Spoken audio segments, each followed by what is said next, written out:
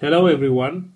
This will be a disassembly video. I decided to do for this old watch I have.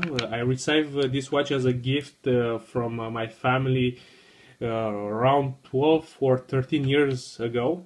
It is on his fourth strap and third battery, so it's a really tough watch, and since I'm always curious to see what's in these things, and it looks like online you can never find a good disassembly review, and even if you can find one, they never show you how all these things inside works. So I decided to use this guy and show you how it works, what does it have inside, and of course not only just removing the back and showing you the battery, but to show you the whole module and disassembly that module, so you can see the circuit board, and I might put some explication there too so you can get it better. Okay, so let's start. First of all, you will need, of course, the watch itself, latex gloves, a screwdriver, and a tweezer. So let's start by removing the four screws in the back. We'll start with this.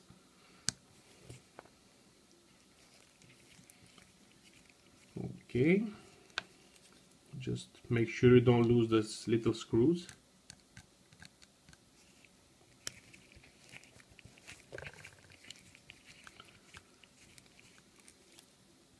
Okay. This watch is really a tough tank. It went through a lot of things and it never stopped. So I swim with this watch. I did everything with it, so it never stopped. It's really a great and a very solid watch. I think right now they're still selling it under the name Atlantis, since you get that on the strap too. So first of all, we'll remove the back. And we do see the battery there, and the coils. These two are the coils for the alarm, and that's what everything we can see for now. So we'll remove the whole module and we'll disassemble that. So probably the best thing to do is just to pop it up. It's really easy. Nothing is keeping it inside. So this is the case. Really simple. Nothing great about it. So we put it aside.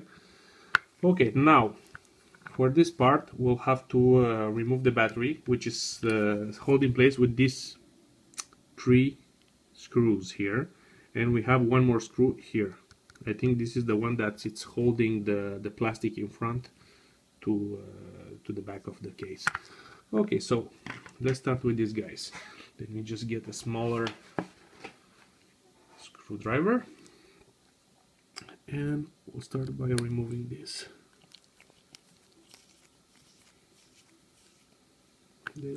I would suggest leaving the screws in place because it's really hard to put them back and hold them, so that would be and don't forget not to rip this little spring out. This is the thing that contacts to the back of the case so the alarm works, so just make sure you don't rip that out.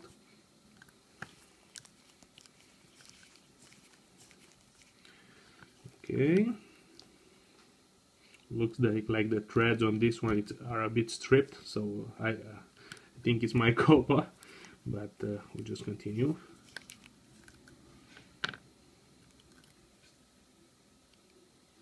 Okay, a second. Put this. Normally it's a good thing to just use this to hold the little screws if they come out, and right now we'll just pop everything out. And hopefully this, well, I'll have to remove the screws anyway, so looks like I don't have a choice.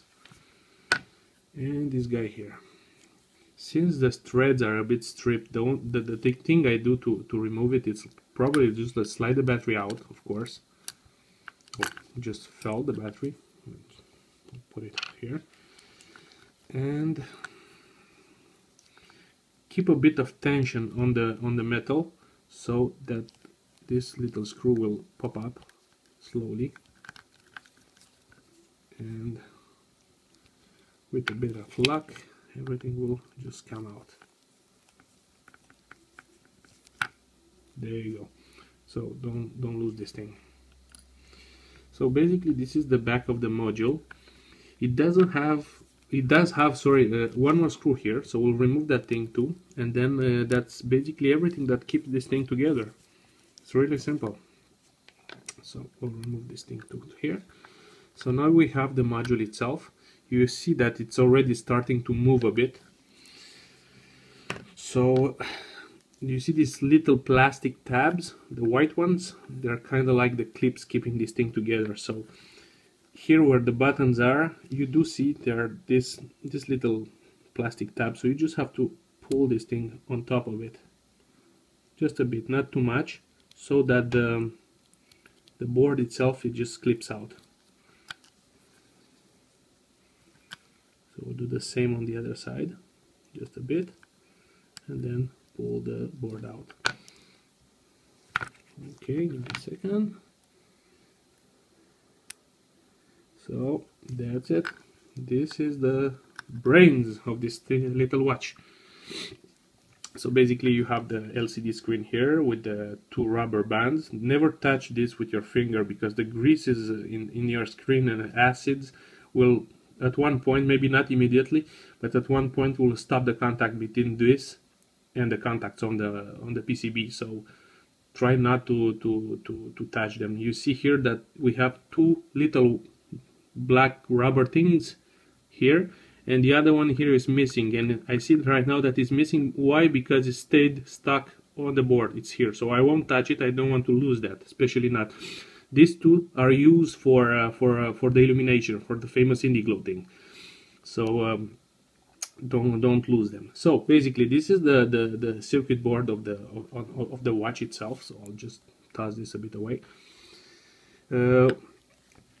What looks bizarre, that this thing has like two chips. It's not only one. If you open a Casios and stuff like this, you'll see you only have one chip here, but this one has a second one. I don't know what is doing there, but they have a two.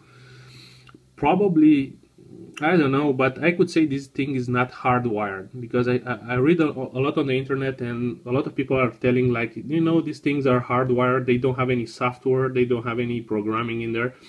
Well, I tend to not to think like that. These things has laps and that can run in the background. I mean, you cannot do that hardwire. You need to have registers. You need to have some kind of little memory of RAM or something. So my guess is this is a small or really simple CPU, very limited, just enough to do the basic watch functions. And that's how the watch functions. Probably the second little chip here is the RAM chip, or the memory chip for the laps, because Casio don't have as many laps as the Timexes. So I'm guessing maybe that's why they put a second chip for that small memory where they're keeping all that thing. So I don't know. It's a wild guess, but this is basically how this little watch works. Another fun thing that we see in this module, let me see if I can see it here. Okay. Normally on this watch here, you see I only have 4 buttons, 1, 2, 3, 4, and they don't have any buttons in front. The funny thing that this module does have some buttons. So if we're just gonna re-put it back, I mean, I'll show you something really cool. So we're just gonna put this thing back. Just a minute.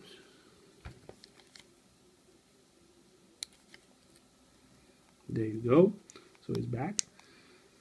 Right now you see that in front of the module, this watch has another 2 buttons. And the contacts under are really functional, but they don't do anything. Why?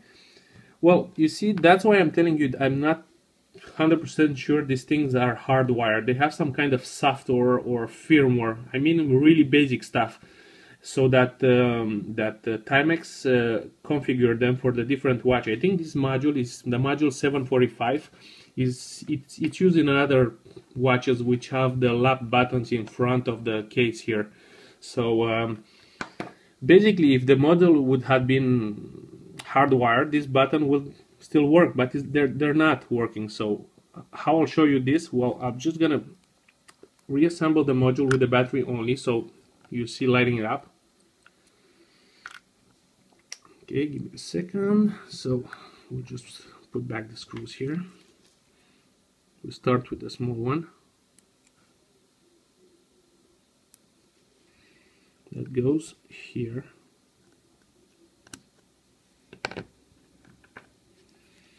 There you go.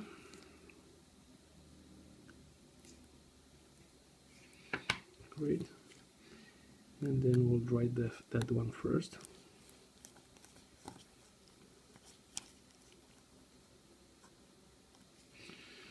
Okay. Now we'll have to put this thing back so it goes this way.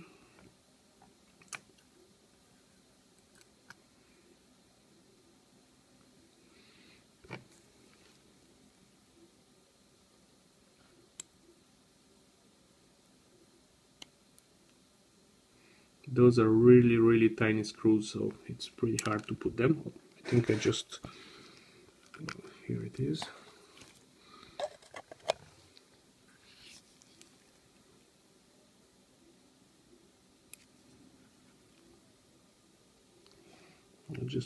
I'm gonna put this one first and screw it back. I think this is the stripped one, so it's pretty lousy. I'll put the next one.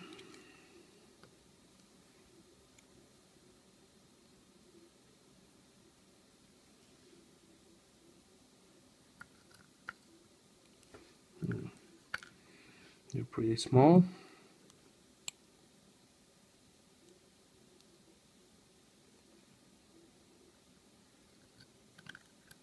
There you go. And we're gonna just screw this down up.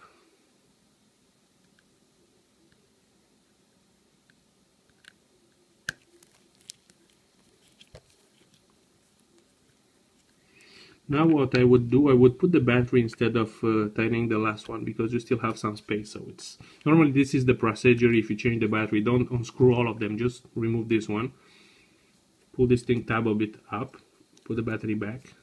Never touch the battery with your fingers, of course.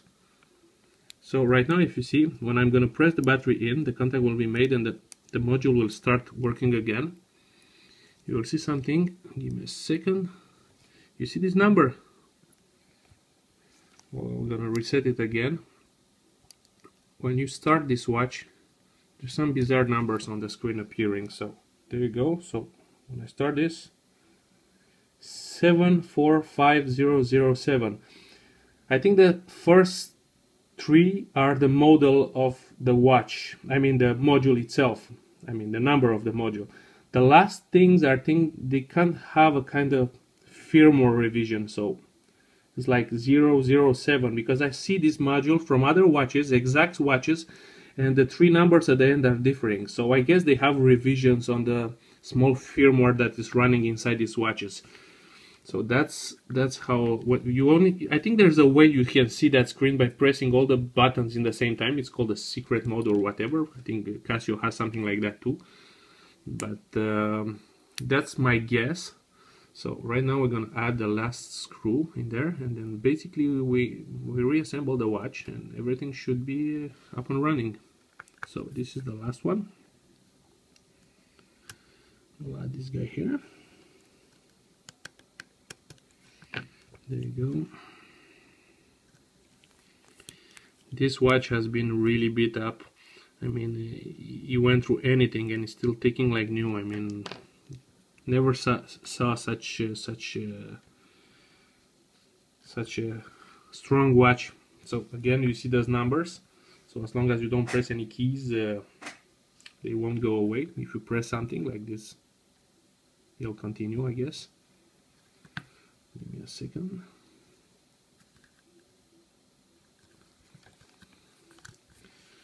Okay, what did I did here?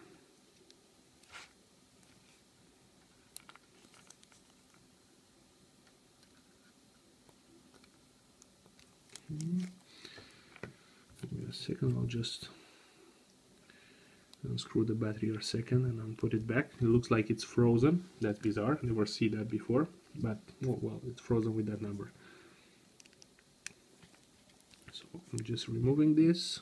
The watch is dying slowly, and then we'll just screw this thing back.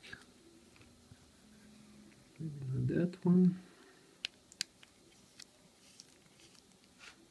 Okay, so there's the screw, so it's that dead, and we'll screw it back, so that will reset the watch itself. A second. There you go, so it's back. Basically, how to reassemble this thing, it's really easy. But before doing that, I'm going to show you this. I was talking about these two buttons that they are non-existent on the case of the watch, if you see. And basically, if you press them normally on the watch that are using these buttons, they are for the lapse itself. So if you press them right now, they do nothing. I mean, they're dead. I mean, so you can see here that there are some programming into these watches. I mean, where they can turn that in the firmware on or off. So people thinking these things are not are hardwired. Well, it's my opinion, but I think not. So this is for the module itself. So we'll start to reassemble this thing. We'll put back the case, and then you see on the case here there is a small dimple just here. You just have to align that with the dimple on the module itself, which is here. So you just put this back like that. If it doesn't, just move it, don't use any force. So that should be it. It's back in, the watch is working. And now when I remove the back, you do see this, I'll just move the watch a bit, this gasket here that comes with it. Normally don't lose this, and I already did it, but normally every time you open the watch you would put some silicone oil on this thing. This thing, it keeps the water from getting inside your watch, so it's really important to keep it hydrated and not dry. How you put this back, you see on the watch itself there is kind of groove here the side. Normally you would clean that. I mean, for old watches it's probably full of gunk and stuff like this, or soap residue and stuff like that. So this one, this is the groove. I already cleaned it before showing you this video. So what you need to do, you just take this thing back and just make sure it's back into that groove, and it's really well aligned. I mean, you don't want this to move around too much, because if you when you put back this and this thing is not aligned, you will end up cutting it, or will make space for water to come in. So you're just pushing this thing slowly, gently into the groove itself. Like I said, if you open yours, don't forget to put some silicone grease on this thing. So that's it. This is the speaker, so this will touch with this and this. Between wow, the back case will make a contact between the plus and the negative side on the motherboard. These things it sends the sound signal. So just take the back on. You see, this is the back. You can see the model itself, 745. Then we just put that back on, and we start putting the screws in, or normally put the first one here. And when you're screwing these little guys, don't overdo it, because you will strip the threads. And I mean, there's a way to repair that, but it's not easy, and better not to ride to that. So normally when you put screws back on the back of this watch, I mean any watch, you go in like an X. You go here, here, then here, and here. Never put it like 1, 2, 3, 4, because that's not the way to do it. So put it in X, like the bolts on the wheel. So that way the seal will be better made.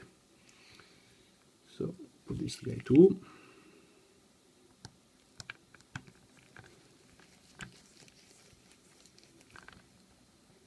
There you go. And the last one.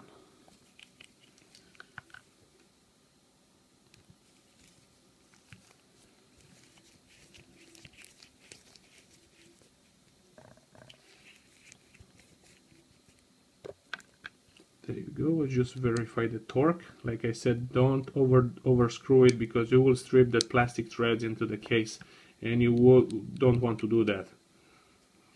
So there you go, my friends. The watch is back, fully functional. We'll try the light itself. Well, it's in the middle of the day, you cannot see it, but it works. And everything else does work perfectly. By the way, this model have a really strong alarm. I mean, my G-Shock, which is a lot newer, atomic G-Shock, I mean GWM 500, it's not even half as strong as alarm as this guy, and it's really thin watch. And that's about it, this video, guys. So hopefully you enjoyed. I'm sorry for my bad English. It's not my first language, but I'm trying to do the best I can. And if you do like these videos, let me know so I can do more of them. I'm kind of technical, guys. I'm always curious what's inside things. So the point is to start doing more videos and show you guys in detail as much as I can what we can find in different gadgets around our house. So thanks again, and have a nice day. Bye bye.